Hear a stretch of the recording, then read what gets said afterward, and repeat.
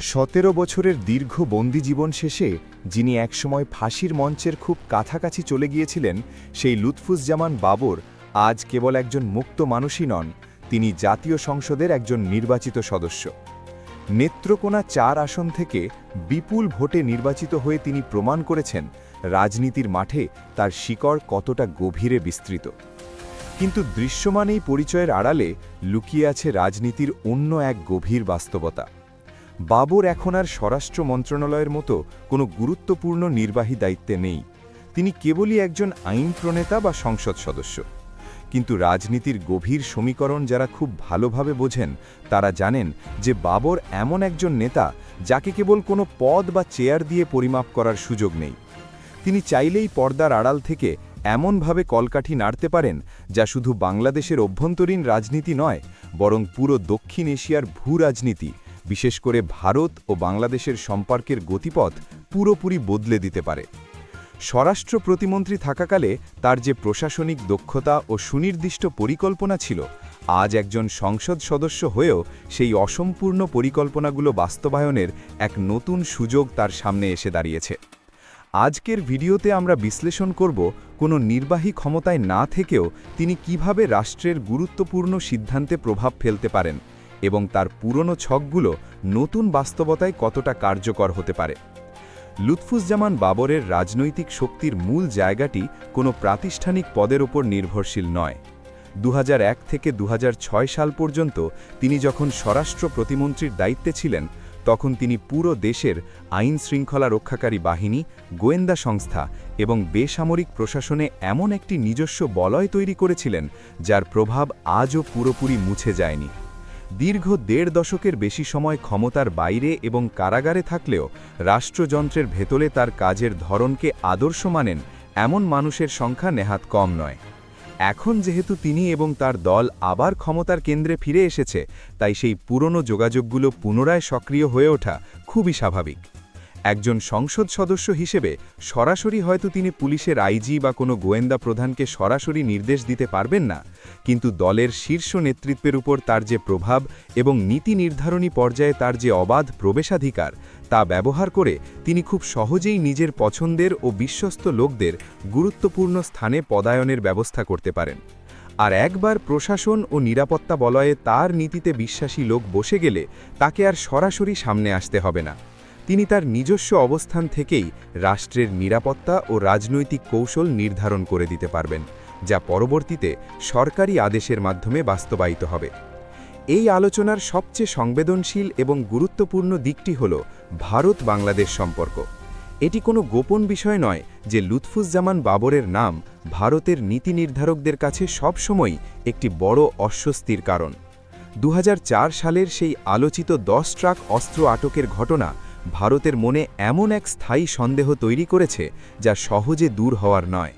ভারতের স্পষ্ট ধারণা ছিল, উলফার মতো বিচ্ছিন্নতাবাদী গোষ্ঠীগুলোকে দমনে ভারত যখন মরিয়া, তখন বাংলাদেশের মাটি ব্যবহার করে তাদের কাছে অস্ত্র পৌঁছে দেওয়ার যে চেষ্টা হয়েছিল, তার পেছনে তৎকালীন স্বরাষ্ট্র প্রতিমন্ত্রী হিসেবে বাবরের পরোক্ষ বা প্রত্যক্ষ ভূমিকা ছিল। ভারত সবসময়ই তাকে তাদের জাতীয় নিরাপত্তার জন্য একটি বড় চিন্তার কারণ হিসেবে দেখে এসেছে।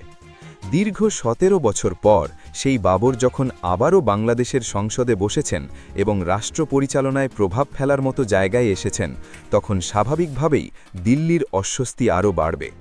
ভারত খুব ভালো করেই জানে যে বাবর যদি পর্দার আড়াল থেকে স্বরাষ্ট্র বা পররাষ্ট্র নীতিতে প্রভাব খাটানো শুরু করেন, তবে গত 1.5 দশক ধরে ভারতের সাথে বাংলাদেশের যে একপাক্ষিক সম্পর্ক ছিল, তার একটি বড় পরিবর্তন ঘটবে। সংসদ সদস্য হওয়ার সুবাদে বাবর এখন সংসদে এবং দলের ভেতরে এমন এক রাজনৈতিক দৃষ্টিভঙ্গি তৈরি করতে পারেন যা ভারতকে চাপে রাখতে বাধ্য করবে। তিনি সরাসরি হয়তো ভারতের বিরুদ্ধে কোনো মন্তব্য করবেন না, কিন্তু ট্রানজিট চুক্তি, সীমান্ত হত্যা, তিস্তার পানি বণ্টন কিংবা ভারতের সাথে হওয়া অসম বাণিজ্য চুক্তিগুলো নিয়ে দলের ভেতর এবং বাইরে জনমত গঠনে এমনভাবে ভূমিকা রাখতে পারেন যাতে সরকার ভারতের প্রতি কঠোর নীতি গ্রহণ করতে বাধ্য হয়। তার পরামর্শে বাংলাদেশের গোয়েন্দা সংস্থাগুলো ভারতের যে কোনো প্রভাব বিস্তারের চেষ্টার বিরুদ্ধে শূন্য সহনশীলতা বা জিরো টলারেন্স নীতি গ্রহণ করতে পারে। আগে যেমন ভারতের চাওয়ামাত্রই বাংলাদেশ সব ধরনের নিরাপত্তা সুবিধা প্রদান করত, বাবরের হস্তক্ষেপে সেই জায়গাটিতে বড় ধরনের পরিবর্তন আসতে পারে। তিনি হয়তো চাইবেন বাংলাদেশ তার প্রতিবেশী দেশের সাথে সম্পর্ক রাখুক, কিন্তু সেটা যেন সমমর্যাদার ভিত্তিতে হয়। ভারতের উপর অতিমাত্রায় নির্ভরশীলতা কমিয়ে তিনি হয়তো চীন বা অন্য কোনো আঞ্চলিক শক্তির সাথে নিরাপত্তা ও অর্থনৈতিক সহযোগিতা বাড়ানোর পক্ষে দলের নীতি নির্ধারকদের বোঝাতে সক্ষম হবেন। তার এই কৌশলগত পদক্ষেপ ভারত বাংলাদেশ সম্পর্কের সমীকরণকে সম্পূর্ণ নতুন এক রূপ দিতে পারে। স্বরাষ্ট্র প্রতিমন্ত্রী থাকাকালে লুৎফুজ্জামান বাবরের সবচেয়ে বড় এবং আলোচিত পদক্ষেপগুলোর একটি ছিল র্যাপিড অ্যাকশন ব্যাটালিয়ন বা র্যাব গঠন। দেশের আইনশৃঙ্খলা পরিস্থিতি যখন অবনতির দিকে, তখন তিনি সামরিক ও বেসামরিক বাহিনীর সমন্বয়ে এমন একটি বিশেষ বাহিনী তৈরি করেছিলেন যা খুব দ্রুত সময়ের মধ্যে অপরাধ দমনে সাফল্য পেয়েছিল। আজ একজন সংসদ সদস্য হয়েও বাবর হয়তো নতুন করে কোনো বাহিনী গঠন করতে পারবেন না, কিন্তু আইন শৃঙ্খলা বাহিনীকে ঢেলে সাজানোর যে পরিকল্পনা তার মাথায় ছিল, তা তিনি এবার ভিন্ন উপায়ে বাস্তবায়িত করতে চাইবেন। গত 15 বছরে পুলিশ ও প্রশাসনে যে পরিবর্তন এসেছে তা সংস্কার করে একটি কঠোর ও পেশাদার বাহিনী গড়ে তোলার জন্য তিনি সরকারকে পরামর্শ দিতে পারেন। তার পুরনো অভিজ্ঞতা কাজে লাগিয়ে তিনি হয়তো স্বরাষ্ট্র মন্ত্রণালয়কে এমন সব কৌশল বাতলে দেবেন যার মাধ্যমে রাষ্ট্রের ভেতরের ক্ষতিকর উপাদানগুলোকে চিরতরে নির্মূল করা যায়। তিনি জানেন পুলিশের কোন দুর্বলতার কারণে আইন শৃঙ্খলা ভেঙে পড়ে আর কোন সংস্কারটি করলে প্রশাসন দ্রুত ফলাফল দিতে পারে। তার এই প্রায়োগিক অভিজ্ঞতা বর্তমান সরকারের জন্য একটি বড় সম্পদ, যা তিনি পর্দার আড়াল থেকেই নিখুঁতভাবে পরিচালনা করতে পারবেন। রাজনৈতিক চিত্র বদলে দেওয়ার ক্ষেত্রেও বাবর এক অত্যন্ত গুরুত্বপূর্ণ ভূমিকা পালন করতে পারেন। দীর্ঘ 17 বছর কারাগারে বসে তিনি বাংলাদেশের রাজনীতির প্রতিটি পরিবর্তন খুব গভীরভাবে পর্যবেক্ষণ করেছেন। তিনি জানেন ক্ষমতার পালাবদলের পর কিভাবে প্রশাসনকে নিজেদের অনুকূলে আনতে হয়। দলের ভেতরে তিনি এমন এক ঐক্যবদ্ধ শক্তির সঞ্চার করতে পারেন যা যে কোনো অভ্যন্তরীণ দুর্বলতাকে কাটিয়ে উঠতে সাহায্য করবে। তৃণমূলের নেতাকর্মীদের কাছে তার যে বিপুল জনপ্রিয়তা, বিশেষ করে নিজের এলাকা নেত্রকোনা থেকে যে বড় ব্যবধানে সমর্থন পেয়েছেন, তা প্রমাণ করে সাধারণ মানুষের সাথে তার সংযোগ কতটা মজবুত।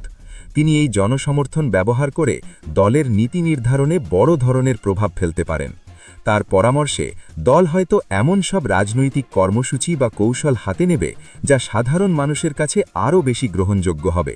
তিনি সরাসরি মাঠে ঘাটে খুব বেশি সক্রিয় না থাকলেও তার তৈরি করা রাজনৈতিক কাঠামো ধরেই দল সামনের দিকে এগিয়ে যেতে পারে।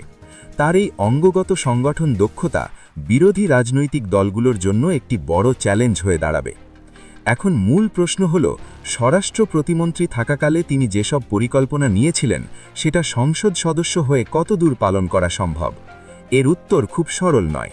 2006 সালের বাংলাদেশ এবং বর্তমান সময়ের বাংলাদেশের মধ্যে অনেক বড় পার্থক্য রয়েছে। তখনকার ভূ-রাজনৈতিক পরিস্থিতি, প্রযুক্তির ব্যবহার, আন্তর্জাতিক সম্প্রদায়ের নজরদারি এবং মানুষের রাজনৈতিক সচেতনতা এখনকার চেয়ে একেবারেই ভিন্ন। বাবর চাইলেই এখন আগের মতো যে কোনো কঠোর সিদ্ধান্ত দ্রুততম সময়ে বাস্তবায়িত করতে পারবেন না।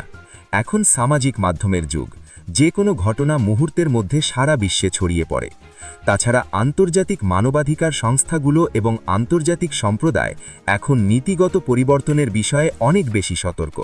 তাই বাবরকে এখন অনেক বেশি সতর্ক এবং সুকৌশলী হতে হবে। তিনি চাইলেও আগের মতো কোনো সরাসরি বা দৃশ্যমান কঠোর পদক্ষেপ হয়তো নিতে পারবেন না, তবে কাঠামোগত পরিবর্তনের দিকে মনোযোগ দিতে পারেন। তিনি এমনভাবে আইন বা নীতি প্রণয়নে ভূমিকা রাখতে পারেন যা দীর্ঘমেয়াদে তার পুরনো লক্ষ্যগুলোকেই পূরণ করবে, কিন্তু সম্পূর্ণ আইনি এবং আন্তর্জাতিকভাবে গ্রহণযোগ্য প্রক্রিয়ার মাধ্যমে। তার পরিকল্পনাগুলো বাস্তবায়নের পথে সবচেয়ে বড় বাধা হতে পারে আমলাতান্ত্রিক জটিলতা। অনেকেই হয়তো চাইবেন না পুরনো সেই নীতিগুলো আবার ফিরে আসুক, কিন্তু লুৎফুজ্জামান বাবর এমন একজন নেতা যিনি প্রতিকূল পরিবেশেও নিজের কাজ কিভাবে আদায় করতে হয় তা জানেন। তিনি ধীরে ধীরে নিজের কৌশলগুলো বাস্তবায়িত করতে শুরু করলে প্রশাসন তার সাথে মানিয়ে নিতে বাধ্য হবে।